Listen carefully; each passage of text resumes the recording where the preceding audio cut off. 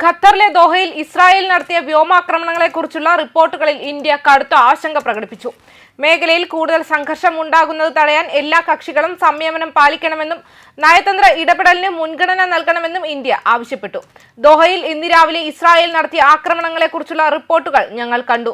ഈ സംഭവ വികാസത്തിലും മേഖലയിലെ സുരക്ഷാ സാഹചര്യത്തിൽ ഉണ്ടാകുന്ന അതിന്റെ സ്വാധീനത്തിലും ഞങ്ങൾ വളരെയധികം ആശങ്കാകുലരാണ് എന്ന് വിദേശകാര്യ മന്ത്രാലയം പുറത്തിറക്കിയ ഔദ്യോഗിക പ്രസ്താവനയിൽ സർക്കാർ വ്യക്തമാക്കി. ഖത്തർ തലസ്ഥാനത്തും പരിസരത്തും ഇസ്രായേൽ സൈന്യം നടത്തിയ നിരവധി ലക്ഷ്യ ആക്രമണങ്ങളെ തുടർന്ന് ഗൾഫിൽ വർദ്ധിച്ചുവരുന്ന സംഘർഷങ്ങൾക്കിടയിലാണ് ഈ പ്രസ്താവന. സംഭവത്തിന്റെ വിശദാംശങ്ങൾ പരിശോധിച്ചുകൊണ്ടിരിക്കുകയാണെങ്കിലും സിവിലിയൻ അടിസ്ഥാന സൗകര്യങ്ങൾക്ക് നാശനഷ്ടമുണ്ടായതായും മേഖലയിലുടനീളം സുരക്ഷാ ജാഗ്രത വർദ്ധിപ്പിച്ചതായും പ്രാഥമിക റിപ്പോർട്ടുകൾ സൂചിപ്പിക്കുന്നു. മേഖലാ സ്ഥിരത നിലനിർത്തേണ്ടതിന്റെയും സമാധാനത്തിന് അപകടമുണ്ടാക്കുന്ന പ്രവർത്തനങ്ങൾ ഒഴിവാക്കേണ്ടതിന്റെയും പ്രാധാന്യം ഇന്ത്യയുടെ പ്രതികരണം ഊന്നിപ്പറഞ്ഞു. മേഖലയിലെ സമാധാനവും സുരക്ഷയും അപകടത്തിലാകാതിരിക്കാൻ സംയമനവും നയതന്ത്രവും പാലിക്കണമെന്ന് ഞങ്ങൾ ശക്തമായി അഭ്യർത്ഥിക്കുന്നുവെന്നും വിദേശകാര്യ മന്ത്രാലയം കൂട്ടിച്ചേർത്തു.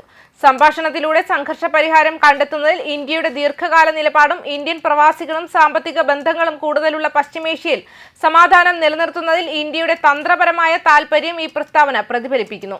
നാശനഷ്ടങ്ങളെക്കുറിച്ചോ ആക്രമിച്ച ലക്ഷ്യങ്ങളുടെ സ്വഭാവത്തെക്കുറിച്ചോ കൂടുതൽ വിവരങ്ങൾ നൽകിയിട്ടില്ല. ഖത്തർ ഇതുവരെ ഔദ്യോഗിക പ്രതികരണം നൽകിയിട്ടില്ല. അതേസമയം അന്താരാഷ്ട്ര നിരീക്ഷകർ അടിയന്തരമായ സംഘർഷം കുറയ്ക്കണമെന്ന് ആവശ്യപ്പെട്ടിട്ടുണ്ട്.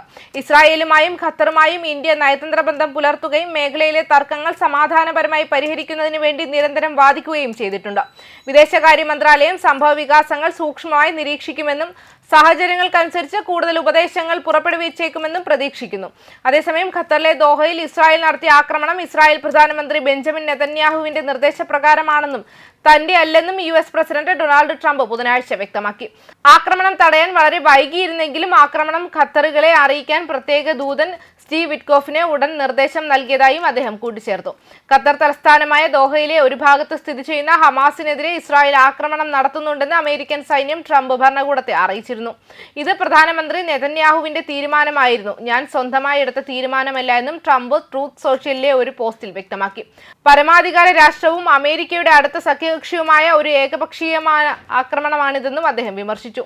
ഇസ്രായേലിന്റെയോ അമേരിക്കയുടെയോ ലക്ഷ്യങ്ങൾ മുന്നോട്ട് കൊണ്ടുപോകുന്നില്ല എന്നും അദ്ദേഹം വ്യക്തമാക്കി. ന്യൂസ് ഡെസ്ക് കർമ്മ ന്യൂസ്.